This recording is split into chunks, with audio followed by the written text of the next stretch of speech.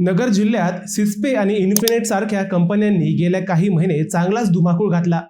पोटाला चिमटा घेऊन कमावलेला पैसा क्षणार्धात लुबाडण्यात आला. सामान्यांसह अगदी शिक्षितांचाही स्मार्ट फसवणूक करण्यात आली.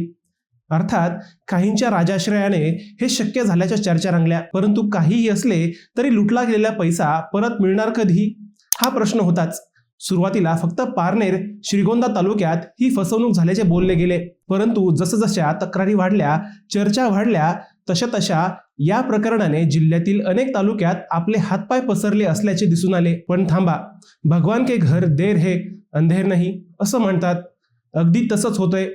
तब्बल 350 कोटी रुपये आता यात लुबाडले गेलेल्यांना परत मिळणार आहेत. आता ते कसे आणि कधी हेच आपण या व्हिडिओतून समजून घेणार आहोत. नमस्कार, मी अजय आणि आपण पाहत आहात अहिल्यानगर लाईव्ह 24. नगरी घडामोडींचं परफेक्ट अनालिसिस.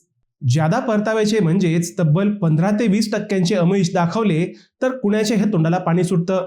अहोरात्र कष्ट करून पोटाला चिमटा घेऊन जगणारेही भरपूर आहेत. त्यांना श्रीमंत होण्याची इच्छा असतेच. अगदी तसेच कमी कालावधीत गडगंज श्रीमंत होण्याची स्वप्ने पाहणारेही कमी नाहीत. या सगळ्यांना फसवायचं म्हटलं तर काहीतरी लालूच दाखवणं आवश्यक असतं. हेच लालूच सिस्पे, इन्फिनेट, बिटकॉइन यासारख्या कंपन्यांनी दाखवलं. श्रीगोंदा, पारनेर, नगर आणि पुणे जिल्ह्यात ही कंपनी सुरू झाली. कालांतराने तिचा विस्तार झाला. काही स्थानिक पुढाऱ्यांनी, चर्चेतील माणसांनी आणि मोठ्या लोकांनी या कंपन्यांच्या कार्यालयाच्या उद्घाटनाला हजेरी लावली आणि या कंपन्यांची चर्चा वाढली.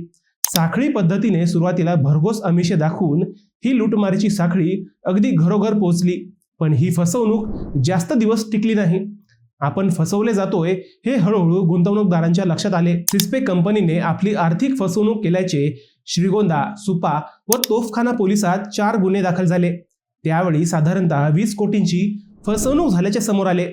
हे 4ही गुन्हे आर्थिक गुन्हे शाखेकडे वर्ग करण्यात आले. त्यानंतर तपासात काही शंकास्पद बाबी आढळल्यानंतर पोलिसांनी 4 संचालक व 8 एजंटांना अटक केली. या गुन्ह्यातील 2 मुख्य आरोपी परदेशात पळून गेले. त्यांचा अजूनही तपास सुरू आहे. हा तपास जसा जसा पुढे सरकू लागला त्यानंतर या गुन्ह्याची व्याप्तीही वाढली. पहिल्या टप्प्यात पोलिसांनी 115 कोटींची मालमत्ता निष्पन्न केली. 2000 बँक खाती गोठवण्यात आली. या 2000 बँक खात्यात तब्बल 113 कोटींची रोकड होती. रोखीचे 113 कोटी आणि सुमारे 1.5 कोटींची स्थावर मालमत्ता अशा 115 कोटींचा MPIDचा प्रस्ताव पोलिसांनी शासनाकडे पाठवला. त्या प्रस्तावावर अजून विचार सुरू आहे. परंतु हा प्रस्ताव येत्या काही दिवसात येईल असेही सांगितले जात आहे. प्रस्ताव मंजूर झाला आणि प्रॉपर्टीचा लिलाव झाला की हेच 115 कोटी फसवणूक झालेल्यांना परत मिळतील. आता याच तपासात अजून बरंच घबाड पोलिसांच्या हाताला लागलं. तपास जसा जसा पुढे गेला तसा आणखी 155 कोटींची मालमत्ता पोलिसांनी जप्त केली. त्याचाही प्रस्ताव MPID कायद्यानुसार तयार केला जात आहे. शासनाने हे दोन्ही प्रस्ताव मंजूर केले तर तब्बल 278 कोटी रुपये परत मिळणार आहेत. पोलिसांनी नव्याने केलेल्या तपासात सिस्पे संचालक, एजंट व त्यांच्याशी संबंधित काही लोकांची चौकशी केली.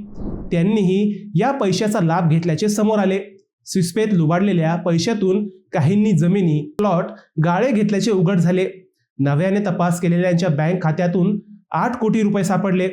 त्यानंतर पहिल्या व आत्ताच्या लुटारूंची तब्बल 163 कोटींची मालमत्ता MPID कायद्याच्या पुरवणी यादीत टाकण्यात आली.